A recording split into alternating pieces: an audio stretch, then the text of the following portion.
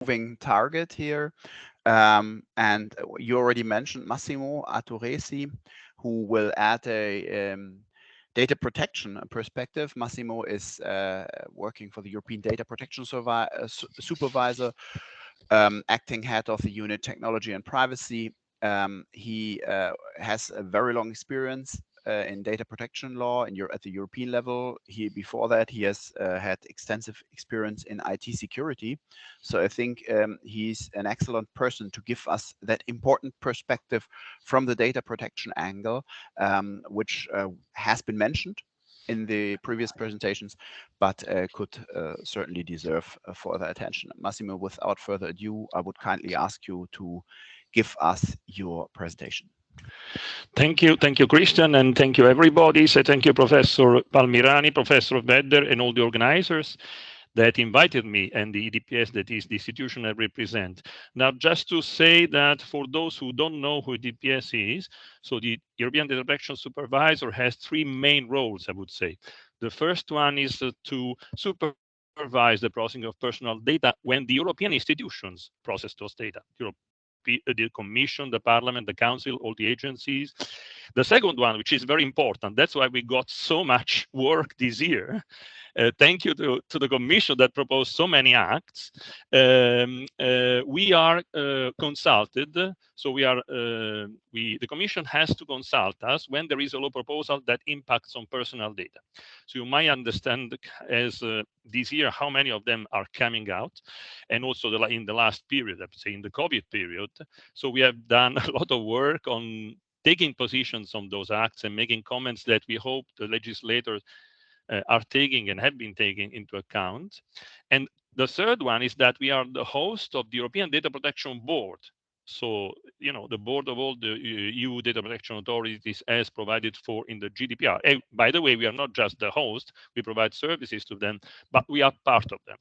And my unit is the technology and privacy unit. So we are not the unit of the lawyers, but we need to understand the law.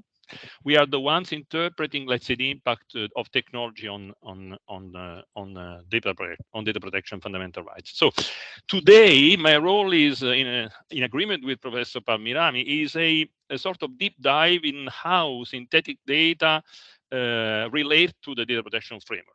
Synthetic data. And the idea, if you have a bit of time, and maybe we don't have, better maybe not to go there, to have a short also overview on the relation between data protection framework and statistics. But I think I will stick to the first topic so that we have a good debate on the so wide the topics that have been dealt before by the previous speakers. So, I will speak on my personal capacity today more than ever. Why? I would say simply because there are no official EDPS and European Data Protection Board position I can share at this stage, framing the use of synthetic data in the GDPR. On this topic, we have organized an event last year with a lot of speakers. We also issued a tech sonar, which is a short foresight-related publication we have started issuing since last year with a flash report exactly on the topic of synthetic data. But now I will start with a short introduction on the topic. So the expression synthetic data may refer to any sets of data records that are not collected as a description of the reality around us, but they are artificially created. So when we think of real personal data, for example, we can think of a hospital repository containing patients' records, describing and measuring patient cells or the expenses that they have undergone due to the treatment, for example. When we think of related synthetic data, instead, we think of records containing the same kind of information, yet created from an algorithm that instantiates the records following either specific criteria or a specific model. So these records, in principle, since artificially created, do not directly relate to any real individual. But why using synthetic data? So synthetic data may be used, for example, because we don't have at disposal enough real data, and we need more data of the same type and structure, or because we want to avoid using real data, such as personal data, for example, for compliance or ethical reasons. And of course, it makes sense to use synthetic data if there is some utility in them. So utility, we might define it as if these data are adequate to replace the real data for the set purposes.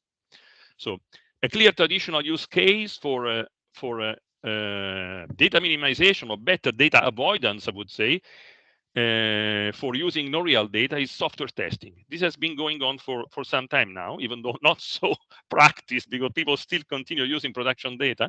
So it's very useful to have an algorithm generates many different records that could represent a situation for which the software needs to be tested. So the criteria could cover all the range of permitted value, borderline situation in testing, but also invalid data. Now, the need to take into account already known existing dependencies between data is also something that needs to be taken into account for test data, like business rules and that you put in the software. So if data dependencies are known and there is no need to learn anything new from what are called production data, then this use of synthetic data avoids production data containing using personal data, while retaining and even sometimes improving the utility. But I would say that, and I understand that you might be more interested in that, the latest call for the use of synthetic data is in the artificial intelligence context. So as we know, AI applications are there to infer unknown relationships between data, to be able to understand reality and support decision making. For example, a machine learning based system could be used by health researchers and can be trained on a large amount of health records sourced from hospital, health institutes, practitioners, of patients affected, for example, by a specific form of cancer in the past. And the purpose of the system might be for researchers to find useful inferences between certain physiological or pathological features and that specific form of cancer, to find early warnings and anticipate useful treatment. In this case, all this data used to train the machine learning model is clearly personal data, and thus it is subject in the European Union to the provisions of the GDPR. Now, there is one reason, there is, that's one of the reasons for which many organizations have explored the option to share this useful data without sharing directly the personal data, but rather the synthetic data somehow derived from those real data. In general, this data is created by machine learning generative models that keep statistical properties close to those of the real personal data used to generate those models. So, the synthetic data needs to keep the statistical properties close to those of those data used to generate the models. And these synthetic data are meant to retain this amount of utility as the original real data. And of course, you can use this data, among others, even to generate other machine learning models. Now, I'm not focusing on the utility of synthetic data. I want to rather focus on the possible privacy and data protection issues. Now, what in principle allows synthetic data sharing and further use without undergoing data protection constraints is that synthetic data would be no longer personal data, since the single records would not relate to any identified or identifiable individuals, and thus would fall outside the material scope of the GDPR. This is why, data synthesis would in this case amount to an anonymization technique. Now, many practitioners prefer using synthetic data as an anonymization technique rather than other traditional ones, such as k-anonymity or aggregation, because according to them, it would keep the data utility in many circumstances, and the risk of linkage, re-identification, attribute inference would be lower than using other anonymization techniques. These are three linkage, re-identification, attribute inference. So linkage is when you can relate to different records as belonging to the same person. Re-identification means that something that has been anonymized could be re-identified. Attribute inference is that once you know that the record that person is in the set, in the original data set, you can further infer other properties of that individual. So all these risks, based on certain assessment of practitioners, would be lower than using the other k-anonymity, aggregation, whatever anonymization techniques while retaining utility. Now, here, there is no common agreement, and the debate is quite wide open. And some academics are of the opinion that synthetic data have no specific advantage over the other traditional techniques. For example, other organizations propose to use advanced pseudonymization instead, that could be used also in AI context, that they say would bear less risk than synthetic data in case of adversary attacks. Now, let me go to the relationship between synthetic data and the GDPR material scope, a bit more in depth. As you can see, you will see on the website of the European Data Protection Board, there are in particular two guidelines planned for this year that can directly contribute to the debate of the role of synthetic data in data protection regulation. One is the guidelines on the processing of personal data for medical and scientific research purposes. The other one, more general but more to the point, are the new guidelines on anonymization and pseudonymization, which will take over from the Working Party 29 opinion of 2014 on the anonymization techniques. So there will be the new guidance from the DPB on pseudonymization and anonymization. These guidelines are still on the making. They are difficult ones. Even the regulators have problems in identifying the right solutions. But the latter, indeed, the one on anonymization, pseudonymization, will need to tackle criteria to assess all kinds of techniques. So there is a good chance that the use of synthetic data might find some language in that. Of course, it will not be a monographic dealing, but some criteria at least will be given for the assessment. Now, how do synthetic data might relate to the GDPR material scope? Is a synthetic data record personal data? Does it relate to identified or identifiable individual? Now, in principle, this is what I think. In principle, unless the machine learning model suffers overfitting, as technically said, so if the model almost reproduces the data it was trained with and not just the statistical features, there should not be identifiers or quasi-identifiers almost coinciding with the training data. Yet, the possibility that the data don't deviate from the original data sets exists, and this increases the probability of a successful attack. As I said, there are recent academic studies claiming that under certain attack assumptions, synthetic data are not more privacy protective than traditional ones, which doesn't mean that they are not protected. They are not more protective than the traditional ones. So, of course, also common sense might say that, the more the synthetic data keep the features of the real data they are derived from, the more the probability exists that a successful privacy attack can happen. We all know, I think, so I can repeat something, but just for the sake of the easy understanding, recital 26 of the GDPR that talks about, how to determine when a natural person is identifiable. So I just quote a few pieces of that. So we need to take into account all the means reasonably likely to be used, and account should be taken to understand what this means reasonably likely to be used is. Account should be taken of all objective factors, such as the costs, the amount of time required for identification, taking into consideration the available technology and at the time of the processing, of course, I would say even in the future, and technological developments. So based on this, I'm wondering whether we can have any general definitive statement of whether synthetic data may be considered as anonymized. Now, I believe that any courts, any courts will have their challenges in defining the means reasonably likely to be used. I don't think that any future GDPR could and should, in my opinion, tackle specific technology and set an objective and quantifiable threshold to the definition of personal data and thus of the anonymity.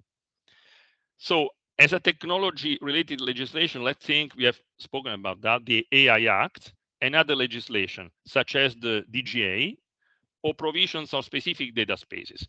So in these pieces of law and implementing acts, they could support this challenge via, for example, the use of standardization activities, of course.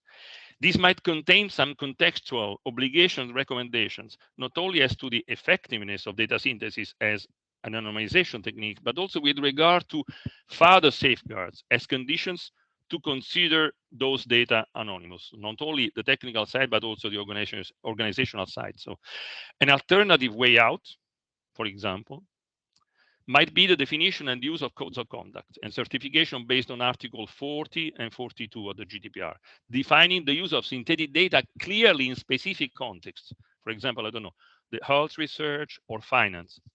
Now, hypothetically, also the future regulatory sandboxes provided for in the AI Act could also be useful test beds for, the use of synthetic data in well-defined use cases, and thus they might also contribute to a better reciprocal understanding between the experts, the technical experts, and the regulators. Even though we believe okay, that's our opinion, that still, these regulatory sandboxes are a bit blurred as concepts, and purpose and boundaries are not as neat as needed, but we will see. In any case, going back to the principle of accountability that has been quoted and called upon before, I think that it is always necessary for an organization using synthetic data to be accountable for the effectiveness of the technique used, as it should be for any, anonymization techniques used. So accountability is key here. Demonstration. It's also essential to accompany this measure with other organizational measures, as I said. I believe that any supervisory action from a DPA, from a data protection authority, will certainly take into account the level of accountability and overall assurance from the data controller if they use synthetic data. So to conclude this point, I want just to, as a curiosity, to point out whether and try to answer the question if there are any direct mention of synthetic data in the current EU legislation. Of course, in the GDPR, you don't have that, not because of the fact that GDPR is now a few years, let's say, old, but also because it is technology neutral. But we have two places where synthetic data expression appears, and this can give us a hint of what the legislator has in mind. For example, first of all, in the proposal of the AI Act, there is Article 54 that defines measures to further processing personal data to develop certain AI systems in the public interest within the regulatory sandboxes. Okay, now, and it defines certain conditions. Now, I'm not going there because otherwise we get lost. But there, the piece of law says where those requirements cannot be effectively fulfilled by processing anonymized, synthetic, or other personal data, or other non-personal data. So anonymized, synthetic, and other non-personal data. So the legislator in this piece of law puts synthetic data in parallel as equivalent to anonymized or non-personal data. But there is one act, one approved act that has been just out, which mentions again synthetic data. This is the Data Governance Act. Recital 7 of the Data Governance Act is the first approved piece of law, at least as I'm aware, that mentions explicitly synthetic data and says, positioning it as state-of-the-art privacy-preserving methods that could contribute to a more privacy-friendly processing of data. I repeat, state-of-the-art privacy-preserving methods that could contribute to a more privacy-friendly processing of data. So in this statement, the legislator doesn't compare, directly synthetic data to anonymization techniques, but allocates it among the state-of-the-art privacy-preserving methods, so which we share. And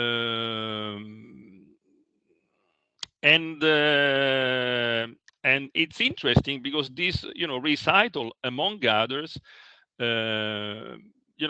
talks about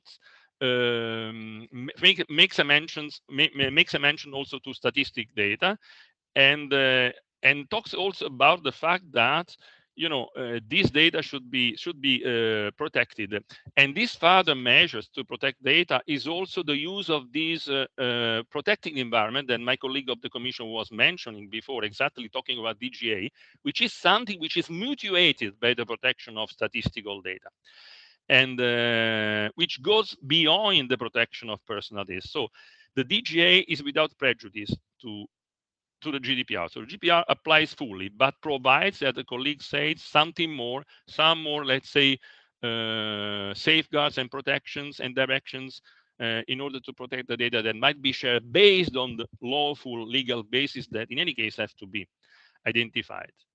So if you so wish, I might stop here for the sake of the debate. Otherwise, I might say a few things on statistical data, but given the complexity of the topic, maybe I had better stop at this point. I don't know. I give you the floor back. Thank you very much, Massimo, for this really fascinating presentations. I was looking a little bit to the other monitor because I was typing and learning a lot from your remarks. I think we should indeed start the discussion. If there's some questions on the second part of your presentation, maybe we shift that to the discussion and to the Q&A section. I'm not fully sure because with different people, some are online, some are in presence. I'm not sure whether everybody who is in presence can speak through a mic. So I might ask Monica, possibly, who has a mic, I suppose, to repeat the question, or the mic, I don't know whether it can be turned. It can be given to a person wanting to ask a question. But before, I have many questions myself, but I don't want to monopolize the time. So I give the floor first to our students, of course, and the people who are present in Leuven and online to ask questions. Any questions on the three presentations? Please, if you have a question, it would be helpful if you could say to which speaker you want to direct that question. Can you hear me? Yes. Yes. So I ask here if someone has some question to address it to the speaker.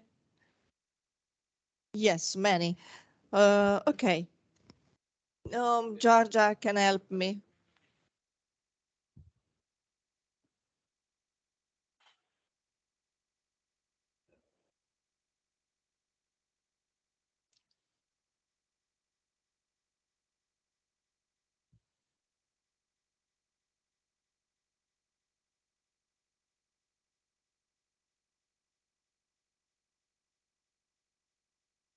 Thank you very much for the presentations to all of you. Very interesting topics. I'm Richard Rack from the University of Vienna, and I'd like to ask primarily my question addressed to Antonio, but also in relation to what we've heard from the two other speakers. I've seen that in my research and also through the analysis of the legislative proposals. The legislative procedures of these acts, that there is a lack of interplay between them and also in relation to the GDPR. And my question is, does the Commission intend to amend the GDPR in light of this? We've heard that the GDPR is somewhat outdated now, but there seems to be a lack of interplay relating to basic notions and fundamental concepts between the GDPR and the AI Act, between the GDPR and the Data Governance Act. The European Data Protection Board and the European Data Protection Supervisor have issued joint opinions on this. However, the co-legislators have not taken this into account in the legislative procedures and many important recommendations. So does the Commission intend to modify this, what we can call a sacrosanct act in the EU or not?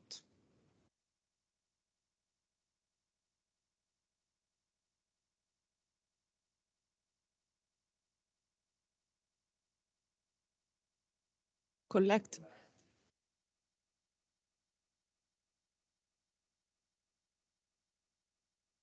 Hi, those were very nice presentations. Thank you very much for that. So the first question I have is to Professor Malgeri. And I was wondering if you could elaborate a bit on the notion of subliminal cues, because there's a audiovisual media services directive, which in Article 9b states, audiovisual commercial communications shall not use subliminal techniques. And I've always wondered how this relates to the notion of manipulation in the AI Act. Could we simply say that subliminal cues combined with AI is manipulation, or would you have any thoughts on that? So that's my first question. The second question I have is to Mr. Biazon. And so this is perhaps a bit of a longer question, but the structure that the DGA creates with the sort of three pillars of the reuse, of the intermediaries, and the altruism scheme, I think it leaves a couple of holes open. I'm not sure if you are aware of the Mercedes Dutch government data deal. The idea is that Mercedes cars, being IoT cars, collect all of this data on the road and then sell it to the Dutch government, which uses it to clear any traffic blocks or make repairs to the road. And they've done it in such a way that there is never a clear data holder, never a clear data, well, the data user is clear, of course, but they've structured it in such a way that all of the possible pillars of the DGA cannot effectively be used. And so I'm wondering, how does that relate to the Data Act? So how does the Data Act mitigate the situations where actors carefully make sure that they're not the players that the DGA focuses on? Does that question make sense like this? More or less, more or less. Okay, okay, good, good. Next.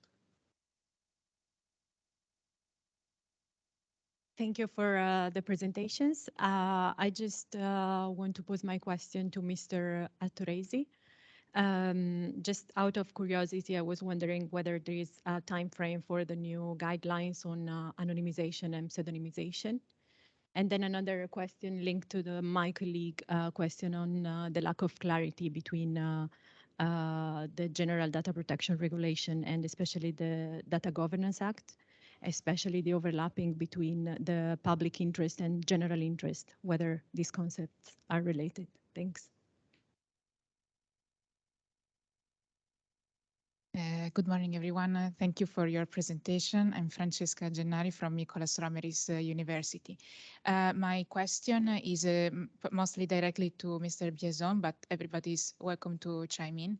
And it's basically concerning the contracts that the Data Act will be likely to create among the different actors. Because there are two parts of Article 4 and 5 respectively that leaves me a bit perplexed.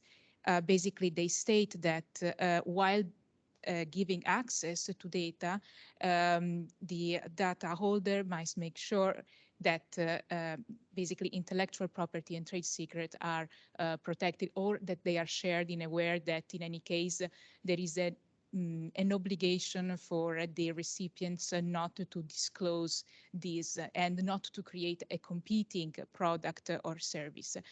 I wondered first how to make sure that this doesn't increase litigation, because especially in the IoT field, it is difficult to sometimes strike the difference between a new product, between two products that might be very similar and not just one being the aftermarket. And also whether this clause might also give rise to long non-disclosure agreements from the data holders towards the data recipients that make it very difficult in any case to use all the data, or they disclose less data than they should. Thank you. Yeah, thank you. I'm Pier Giorgio Chiara from the University of Luxembourg, and I'd like to address a question mainly to Professor Malgeri. So my question is concern the interplay, mainly the interplay between the data protection impact assessment and the risk assessment envisaged by the Artificial Intelligence Act, the proposal. It seems to me that most of the data protection impact assessment methodology out there focuses mainly on data security and data quality, whereas Article 35 GDPR explicitly states that this instrument shall focus on the risk to fundamental rights and freedoms of individuals in general. Do you see any issues if we want to apply it the letter of Article 35, like in the sense of broadening, so to speak, the scope of these methodologies in relation, of course, to AI systems? Thank you. So the final question from me, Giorgio Bincoletto, postdoc at the Faculty of Law of the University of Trento, for Massimo Attoresi. We are waiting for the guidelines on data processing and medical research purposes. How long do you think that we are going to wait for these important guidelines? And in particular, as far as you know, will the guidelines take into account the new proposals on the European health data space and the possibility to reprocessing personal data, not on the basis of the consent, explicit consent of the data subject, but on the basis of other exceptions of Article 9, Paragraph 2, for example, the general interest on public health, or the exception on the scientific purposes, letter J. Thanks.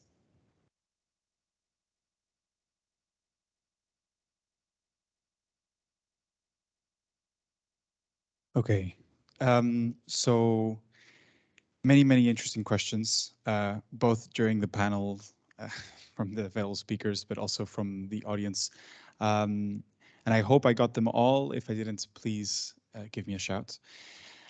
So firstly, so this well, supposed lack of interplay between the recent proposals and the relationship with the GDPR, and whether the Commission intends to amend the GDPR. Well, that's obviously a very hot debate at the moment that is currently being led by the DG, by the services that are obviously responsible for the GDPR, and that's DG Just. So coming from DG Connect, we're looking at this debate from, well, let's say from one step removed, but nonetheless with extreme interest, of course. Now, the proposals that we discussed today, well, at least the DGA and the Data Act, they do not amend the GDPR in any way, shape, or form. They really are complementary to the GDPR. And even more so whenever there is, as you well know, whenever there is any data set that mixes inextricably personal and non-personal data, that should be dealt with by the GDPR. So very shortly put, that is the answer. The DGA and the Data Act, they deal mostly with economic rights on data. So it should be the perspective that the lenses that we use when we're analyzing these two proposals. Looking at the second question, it was a little. I'm unfamiliar with this specific case, Mercedes and giving data generated by their connected cars to a Dutch public sector body. So can't really comment on that specific case. Now, it's not the DGA that deals with IoT objects. It's the Data Act. And in that specific context, really what's important to determine is in which context is the user of the connected car, so being the person or the entity, it's a natural or legal person, who uses that car via an established commercial relationship. So that means that let's say person, that data subject, for instance, has acquired the car, is renting the car, and when they use that car, they can request the data holder, which might be, for instance, a car rental company, for instance, or even the manufacturer itself, for example, Mercedes. So if I were to drive a Mercedes, I could ask Mercedes to share the data that is concerning myself and my use of the car with a third party, which might be able to provide me personalized aftermarket services, be it insurance or be it, I don't know, repair and maintenance of the tires, for instance. So that is the construction of the Data Act, put simply, but again, I'm not really familiar with this example. When we're talking about if I understood the question correctly, the next question correctly would be how exactly do the GDPR and DGA interrelate, specifically when we're talking about public interest and general interest versus general interest. It's an interesting question, but I fail to see how exactly it's pragmatic. So it's very, I guess it's interesting from a theoretical point of view, but I'm not really sure how exactly it would bring us towards the goal that we want to achieve. So specifically thinking about the DGA and how exactly does where does the DGA deal with such situations? For example, in the data altruism, you were thinking about that. Okay, so in the data altruism context, we really want to make sure that there are entities that would be complying with a set of conditions, requirements that are in line with EU rules and values. And these entities use the data for the common good, for the public interest, for the general interests. Really, we don't really want to curtail or limit the space where these entities can operate and use that data for the general good. So I hope I'm getting your question right, and also, well, answering it. But that's the main goal is that one, not to get bogged down on linguistic details which prevent us from achieving this goal that can be brought forward with the data altruism organizations, essentially. So, and the last question, when we're talking about Article 4 and 5 of the Data Act, you're touching on a very, very important question right now that is being debated both in the European Parliament and the Council regarding how exactly do we ensure trade secret protection. And this is obviously, there's a balance here that we have to achieve, right? Because on one hand, we want to protect data that is, well, a trade secret, but at the same time, because of the nature of the possibility for an entity to self-determine what the trade secret is, we do not want manufacturers, for instance, to just say, oh, all of my data is a trade secret. So therefore, Article 4 and 5 are empty. It's the mechanism of the Data Act requires us to share trade secrets in such a way that the protection of trade secrets is maintained. And now the question, the crux is, how do we do that? So, of course, there might be situations where, no, we want to avoid situations where we are allowing for copycats, right? We don't want a third party, like, for example, in the situation of Mercedes. We don't want a competitor of Mercedes to just say, okay, thank you for the data, I'm going to develop my own car now. That pretty much looks like Mercedes. We don't want that. But at the same time, we do want to allow innovative services and products that would be developed while also complying with the competition law when they determine what is competing or not. And the Data Act does not enter into that field. That's, again, it does not amend such legislation. And if there will be, obviously, a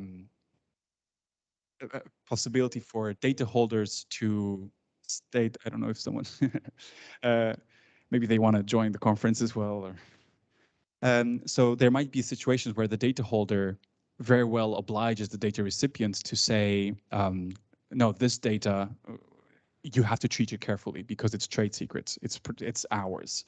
But we do not want to disallow the data recipient to develop a product in a completely different field, because that is not competing, right? That would be really allowing for this interoperability between different sectors. And that is the only way that we really can develop this true data economy that uses data from different sources.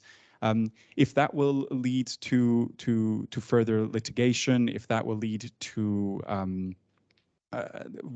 if it will lead to further litigation, at least we want to allow the parties to sit down at the table and determine how exactly these trade secrets can be protected via technical means or even via these contractual legal agreements. And I would also invite you to look at Article 11, if I'm not mistaken, and 12 as well, that have some very specific consequences if, for instance, you're familiar with it. If the third party would misuse the data, or if they have provided false information to get access to that data. There might be even situations where the data recipient that has misused that data not only has to destroy the data, but they might also be required to remove from the market all of the products that they have offered. So this is a very interesting question that the debates will progress. At least the intention is very clear. Thank you. So I mean, we abuse of being in the room, and we reply first. About the first question, could you repeat the first piece of legislation you were referring to?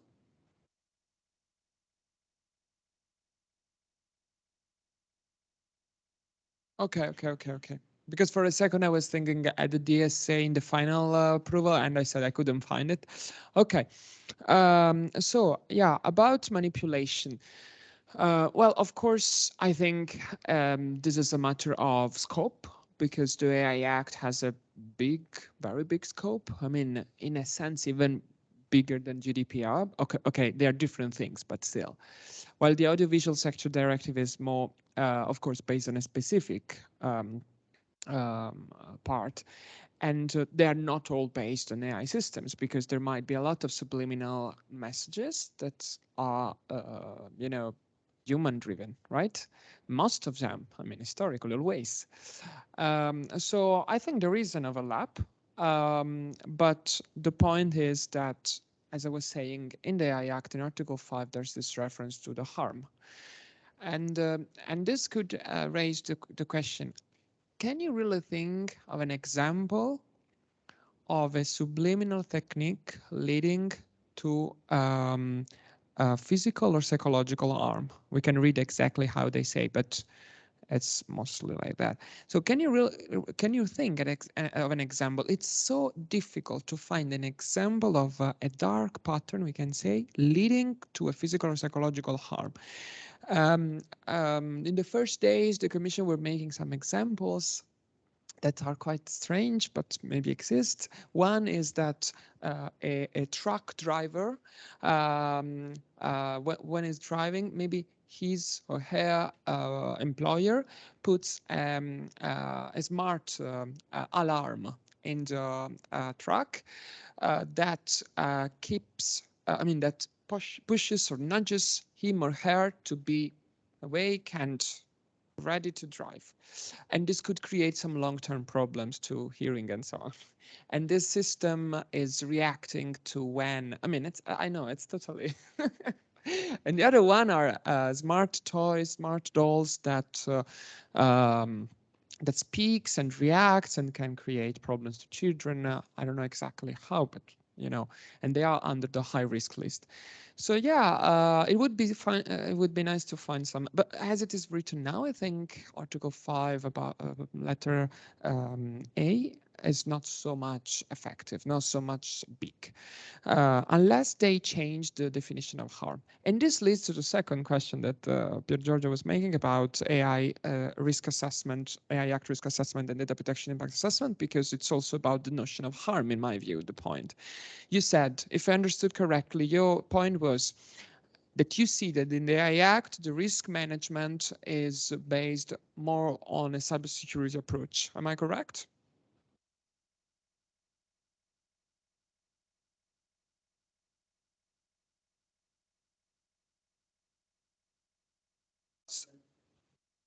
Yeah. Yeah. Yeah. Yeah.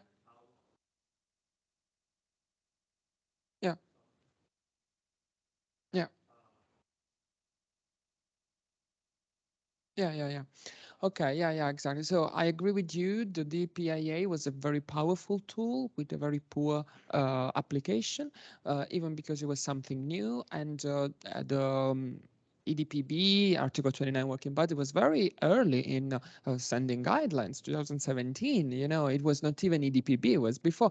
But they were so early to be quite incomplete. And so, as you say, the easiest approach is to just manage cybersecurity risks. But there's much more. And I've been doing the same analysis as you. I've been, doing like video calls with big legal tech sectors, asking how do you do the DPIA? Oh, we have an automated means, etc. And then the questions, how cybersecurity questions, and then the question was, do you discriminate? Do you manipulate children? And this was, so of course the level of application, even because you think it was a bit evolution, combining the risk-based approach with the right-based approach. Usually risk-based is management sector and right-based is legal sector. So it's something, but I agree with you. And the main problem in my view, and I'm speaking about my, I've been suffering in the last months reviewing my book. The reviewer was saying, you should explain what is harm to fundamental rights. I mean, and so the point is the AI Act, in my view, gives a bit of a solution in this, because Article 7 defines risks and says a risk of adverse impact on fundamental rights that is in respect to severity and probability. But I would focus on the first part, risk of adverse impact on. GDPR doesn't say that. GDPR says risk to fundamental rights and freedoms. And this risk to has opened a huge discussion. I think at least 37 academic articles were written on this, even more. And my point is here, adverse impact is something more easily, understandable. The point is, we don't have a list of examples of what is an adverse impact to your freedom of speech, what is your adverse impact to your non-discrimination right, and so on. Maybe this is the challenge that PhD students should do that, and scholars should do that. Let's try to make a list. The European Parliament rapporteurs, and I conclude, we're doing in a recital a proposal to mention all fundamental rights that in their view could be at stake, but still you don't have examples. So naming them is not enough. There is a nice study from Federal Privacy Forum mentioning AI risks, but AI adverse impacts. It's very much. We should have a bottom-up approach. I hope that DPAs could make this exercise. If I may intervene on this point, may I? Thank you.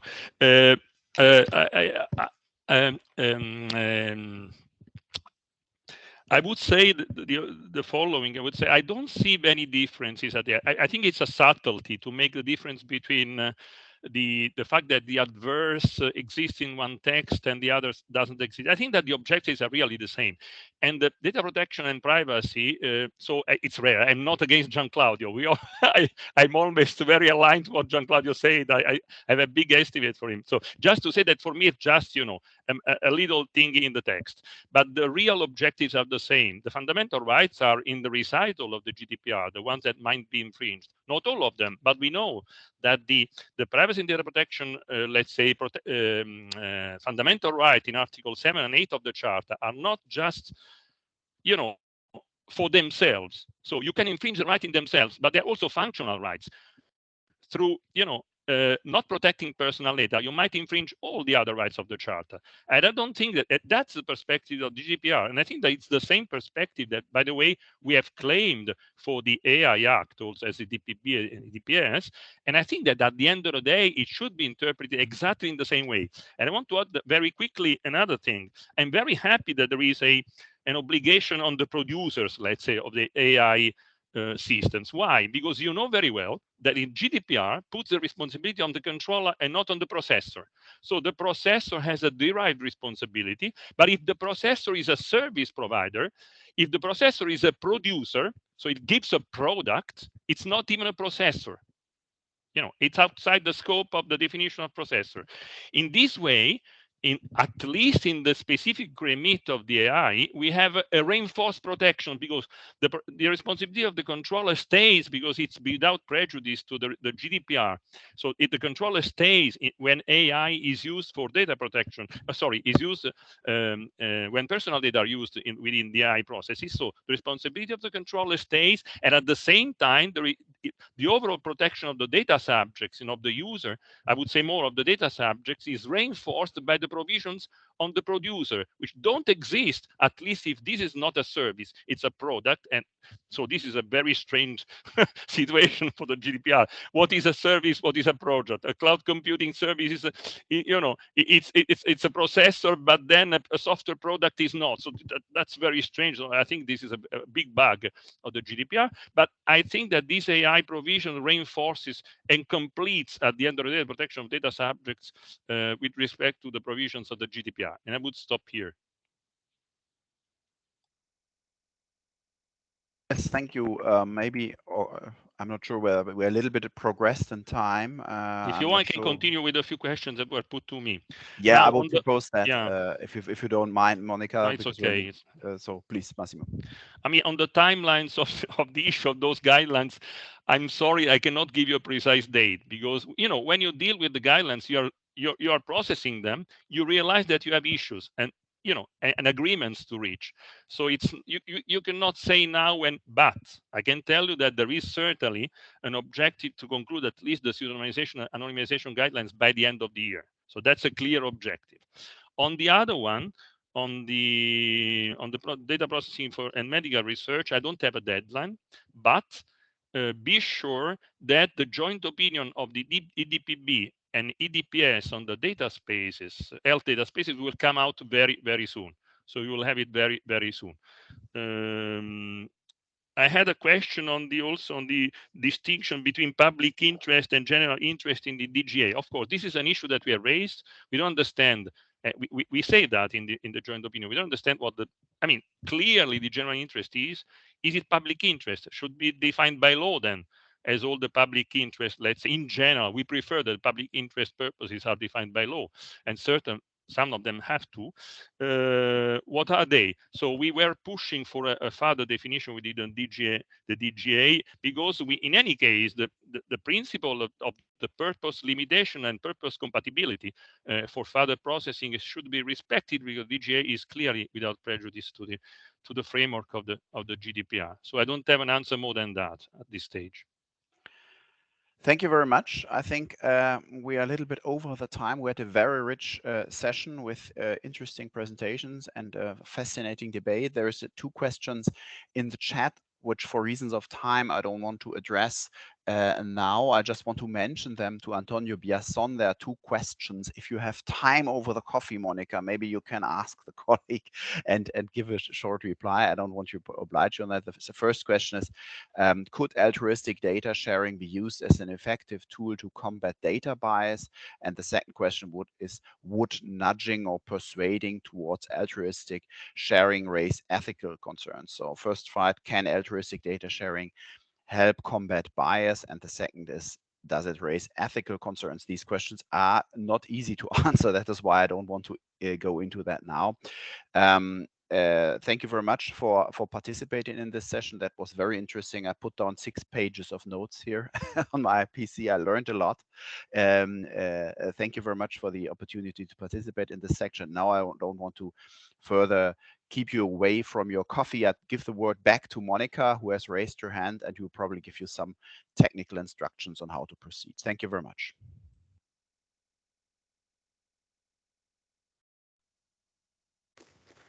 Thank you so much to all the